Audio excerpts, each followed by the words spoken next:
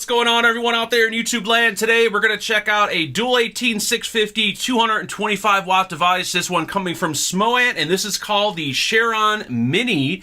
If you guys remember the full-size Charon, this device looks nothing like the original. Different size, different looks, different screen, different chip. I don't even know why they're calling it the Charon, but at the moment got the BTFC RDA, Fagan Industries project, coming soon to everyone out there. Got a dual tri-core fused Clapton coil, vaping on some of the vanilla cupcake from Pillar of Clouds. So let's have a quick vape, and we'll dive into the Mini. 85 watts? 85 watts. Did I mention that? I don't think I did.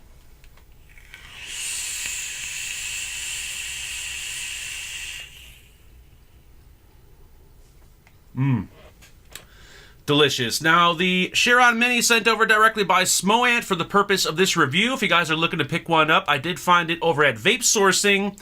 Now, this comes either as a kit, which will include a tank, or just the mod itself. They sent over just the mod, but Vape Sourcing carries the kit. The kit will run you around $49. I do not have the tank, so we will not be looking at the tank, but I'm assuming the mod itself is going to run anywhere between $30 and $40. So inside the box, you're going to get the Charon Mini 225 watt device. They're going to toss in a micro USB data and charging cable, and of course, a user manual. Dimensions, we're looking at 89 millimeters tall, 45 millimeters wide, and 29 millimeters thick. It is constructed of a zinc alloy, and it's currently available in 4 different color options. Along the top, we're going to have your stainless steel 510 connection. What I like most is that the 510 connection is centered with the mod, so whatever atomizer you put on top of here is going to look good. Now, the Mini is going to look good with atomizers up to 25 millimeters. It will work with any atomizer, but anything over 25, it's going to overhang.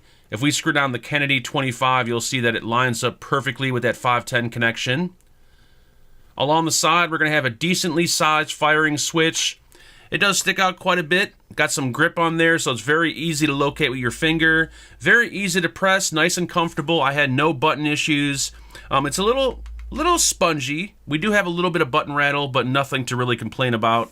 Along the bottom, we do have some holes cut out for battery ventilation, as you can see there. And then on the back side, we have this carbon fiber looking design with the Charon Mini logo at the bottom.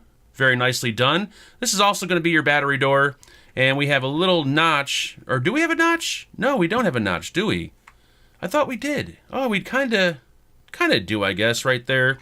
Pull off your battery door. As you can see there, we got 3 decent magnets on the back. The magnets hold the door in place pretty solid. We do have a little bit of movement, just a very little movement on the battery door. But with normal usage, you don't really even notice it. Pop off the battery door. You got to get your finger inside this little crease right here. I don't believe there's a cutout for your nail anywhere. Well, right here on the corner is the best place to get the door off. No battery strap on this one, which is kind of nice. It doesn't get in the way. And as you can see, it does use dual 18650s. I'm currently using Sony VTC5A. Love the battery indicators, the white on black, much easier to see. We do have reverse battery protection. Gold-plated contacts as always, usually as always. Pop my battery in. Battery's sitting there nice and solid. Door goes on there. On the front side, we have a beautiful 2-inch TFT color screen that has 300 DPI. So it's going to look really, really good. But due to the screen protector, this is going to be a fingerprint magnet. So you want to make sure your hands are dry or clean. We'll go through the menu system in a moment. Below that, we got your wattage up and down buttons. Clicky, responsive, fairly low profile, so that way you're not going to accidentally press them. And then below that, micro USB charge port that offers 1.5 amp charging and firmware updates over USB. Having a closer look at the screen and the menu features. Now we have 2 options, or 2 different styles of themes for the main screen. And when the device goes into standby, after about 10 seconds, you have the option to either display your wallpaper or the time. Now we're currently in style 2, so you can see your wallpaper. They do offer 8 different wallpapers, or you can download the update and install your own wallpapers. 1, 2, 3. If we go into the menu, we can go into settings, select settings, we could select display, select style number 1, hold down the firing switch, hold it down again, And now you'll see we have this RPM gauge with all the information. We have a little bit more information with this particular style. 1, 2, 3 again. We're currently in temperature mode. So if we go over to TC mode, we have nickel, titanium, stainless steel, TCR, and custom curve settings. If we select stainless steel, this will go all the way up to 600 degrees Fahrenheit. In temperature mode, it will fire down to a 0.1 in power mode and also temperature mode. It goes all the way up to 225 watts in both power mode and temperature mode, and between 6 and 8.4 volts. Now, to adjust the wattage in temperature mode, it's going to be the wattage up and the firing switch together. You'll see the wattage highlight, and then you can go ahead and adjust it all the way up to 225 watts. Going back into the menu, 1, 2, 3 again. If we select VW mode, variable wattage, we can adjust the boost. As you can see there, we do have the option for the custom curve. We'll select max, 1, 2, 3 again. If we go into settings, we have a few options. We got the brightness currently turned all the way up, the time, the display that I showed you guys a minute ago, screensaver. Now this is going to be where you set either the watch, which is the time, or the wallpaper on the timeout screen. So if I select wallpaper, when the device goes into standby mode, I could choose one of these wallpapers. Actually, we have 9 wallpapers. Or once again, you can install your own wallpaper, select your wallpaper, and then bam, you're done. Now this wallpaper setting is actually going to adjust the wallpaper on the main display. So go ahead and choose your wallpaper of choice. I'll choose that one. Hold down the firing switch.